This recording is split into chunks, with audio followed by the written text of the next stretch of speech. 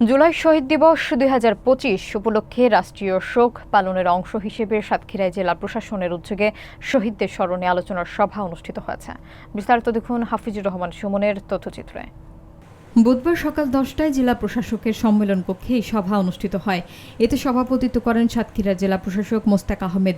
তিনি বলেন, জুলাই শহীদদের আত্মত্যাগ আমাদের জন্য চিরন্তন অনুপ্রেরণা। তাদের আদর্শ ধারণ করেই আমরা সাম্য, ন্যায় এবং বৈষম্যহীন সমাজ গঠনে এগিয়ে যেতে পারি।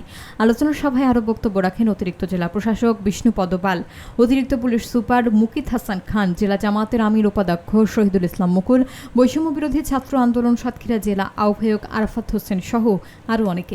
এছাড়া সভায় জুলাই আন্দোলনে আহত এবং শহীদ পরিবারের সদস্যরা উপস্থিত ছিলেন। বক্তারা বলেন, এই দিনটি আমাদের মনে করিয়ে দেয়, মানুষের অধিকার আদায়ের সংগ্রামে আত্মত্যাগ কখনো বৃথা যায় না। শহীদদের স্মৃতি চির অম্লান রাখতেই আমাদের এই আয়োজন। সভা শেষে শহীদদের আত্মার মাগফিরাত কামনা করে দোয়া অনুষ্ঠিত হয়।